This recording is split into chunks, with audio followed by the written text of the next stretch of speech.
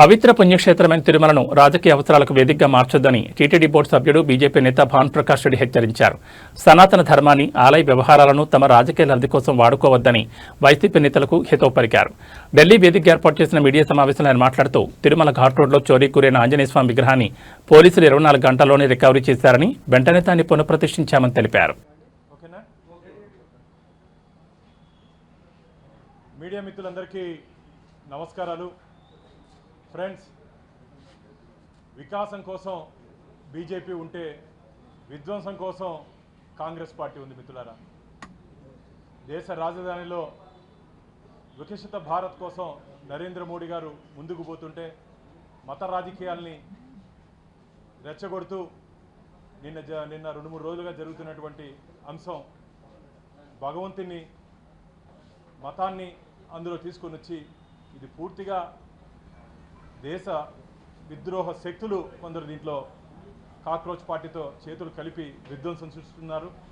ఇకపోతే ఆంధ్రప్రదేశ్ విషయానికి వస్తే విగ్రహ రాజకీయాలు 7వ మైలు దగ్గర సాక్షాత్తు ఆంజనేయ స్వామి విగ్రహం అక్కడ దొంగలించబడింది. 24 గంటల లోపల దాన్ని పునఃప్రతిష్ఠించి ఇప్పుడే 9 గంటలకి, ఈరోజు ఉదయం 9 గంటలకి అక్కడ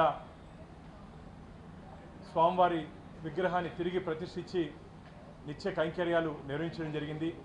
దాన్ని రాజకీయంతో ముడిపెడుతున్నాడు కరుణాకర్ రెడ్డి గారు. అయ్యా కరుణాకర్ రెడ్డి గారు, నీకు నిద్ర లేచినప్పటి నుంచి రాత్రి పడుకునేంత వరకు అబద్ధాలు చెప్పే తప్ప, అసత్యాలు చెప్పే తప్ప నిజాలు మాట్లాడే చేత కాదా అని చెప్పి నేను ప్రశ్నిస్తున్నా.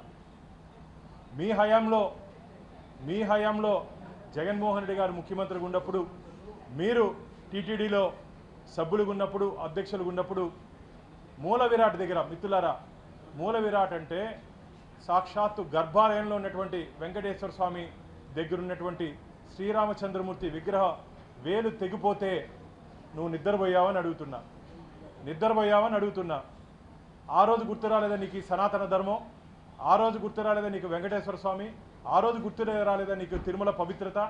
ఆ రోజు ఏం చేసావు?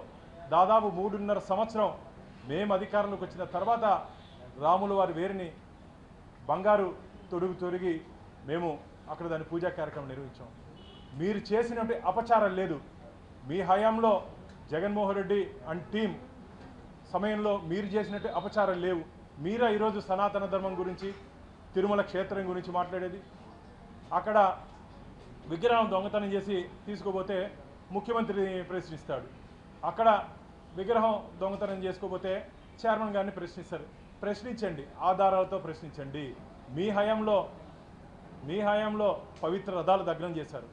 పవిత్ర రథాలు మీ హయాంలో రామతీర్థంలో శ్రీరామచంద్రుడి మెడ నరికివేశారు. మీ హయాంలో దాదాపు 200 పై దేవాలయాల్లో హిందూ దేవత విగ్రహాలు చెయ్యి ముక్కు నరికివేయడం జరిగింది. ఏ ఒక్కరినైనా పట్టుకున్నారా? అది అడిగితే పిచ్చివాడు ఏదో రథాన్ని దగ్నం చేశారని చెప్పారు. 24 గంటల లోపల నిందితుడిని పట్టుకొని ఈరోజు మేము అక్కడ విగ్రహాన్ని తిరిగి ప్రతిష్ఠించాం. మీరు దీన్ని పూర్తిగా రాజకీయ కోణంలో, మిత్రులారా, మా ఎన్డీఏ కూటమి ఆంధ్రప్రదేశ్లో బీజేపీ, తెలుగుదేశం, జనసేన వికసిత ఆంధ్రప్రదేశ్ కోసం మేము ముందుకు పోతుంటే ఓర్వలేకుండా మా మీద పరిపాలనా పరంగా ఏమీ విమర్శలు చేసే అవకాశం లేకుండా మేము పరిపాలన ముందుకు తీసుకుపోతుంటే భగవంతుని అడ్డం పెట్టుకొని టార్గెట్ తిరుమల. ఎందుకంటే కోట్లాది మంది హిందువులకు ఆరాధ్య దైవమైనటువంటి వెంకటేశ్వర స్వామిని అడ్డం పెట్టుకొని తద్వారా రాజకీయ లబ్ధి పొందాలని చెప్పి వైసీపీ పార్టీ అండ్ బ్యాచ్ ప్రయత్నం చేస్తోంది. అందులో మొదటి వరుసలో కరుణాకర్ రెడ్డి గారు ఉంటారు. 24 గంటలు గోశాల నుంచి గోవిందుడి వరకు అసత్య అబద్ధపు ప్రచారాలు. ఏమి జరగకపోయినా దాన్ని వీరే సృష్టించి ఏదో జరిగిపోయిందని చెప్పి భక్తుల మనోభావాలు కించపరిచే విధంగా, బాధపడే విధంగా, గాయపడే విధంగా వీరు మాట్లాడుతున్నారు. అయ్యా కరుణాకర్ రెడ్డి గారు, మీ హయాంలో తిరుమల క్షేత్రాన్ని ధార్మిక క్షేత్రాన్ని ధనార్జన క్షేత్రంగా మార్చుకోలేదా? మీ హయాంలో ధార్మిక క్షేత్రాన్ని రాజకీయ పునరావాస కేంద్రంగా మార్చలేదా? 81 మంది టీటీడీ ధర్మకర్తల మండలి సభ్యుల్ని వేసినప్పుడు నేను హైకోర్టుకి వెళ్ళి 52 మందిని సస్పెండ్ చేయించాను. ఆ రోజు నీ గొంతు ఎందుకు గుమ్మునుంది? టీటీడీ నిధులు 5,000 కోట్ల రూపాయలు 5,000 కోట్ల రూపాయలు టీటీడీ నిధులు ఫిక్స్డ్ డిపాజిట్ని స్టేట్ బాండ్స్లో ఇన్వెస్ట్ చేసే ప్రయత్నం చేసినప్పుడు మీ ప్రభుత్వంలో ఎందుకు మౌనంగా ఉన్నావు?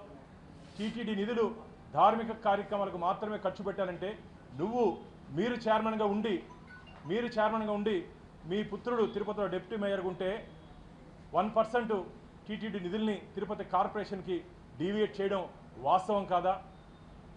దాని మీద నేను కోర్టుకి వెళ్తే కోర్టు దాన్ని నిలిపివేసిన తర్వాత తిరిగి దొడ్డిదారిలో 100 కోట్ల రూపాయలు తిరుపతి మున్సిపల్ కార్పొరేషన్కి శానిటేషన్ పేరుతో తీసుకురావడం వాస్తవం కాదా? కరుణాకర్ రెడ్డి గారు, మీకు ధైర్యం ఉంటే వైసీపీ హయాంలో తిరుమల ప్రతిష్టతని ఏ విధంగా దిగజార్చారో సాక్ష్యాధారాలతో పాటు నిరూపించేదానికి మేము సిద్ధంగా ఉన్నాం. నీకు చేతనైతే అసత్య అబద్ధపు ప్రచారాలు పక్కన పెట్టి మాతో చర్చకు వచ్చేదానికి నువ్వు సిద్ధంగా ఉన్నావా అని చెప్పి ఢిల్లీ నుంచి ప్రశ్నిస్తున్నాను. ఎందుకంటే మిత్రులారా, దాదాపు 2 సంవత్సరాలుగా ఇదే పని. ఉదయం లేచినప్పటి నుంచి వారానికో 10 రోజులకు మీరు ఒకసారి గమనించండి. పరిపాలన పరంగా ఇంతకుముందు నేను చెప్పినట్టు మమ్మల్ని ఎదుర్కొనే ధైర్యం లేక, పరిపాలన పరంగా మమ్మల్ని ఎక్కడ కూడా విమర్శించే అవకాశం లేకుండా మేము పరిపాలన ముందుకు తీసుకుపోతున్నాం. భగవంతుని అడ్డం పెట్టుకొని రాజకీయాలు చేయడం మంచిది కాదు.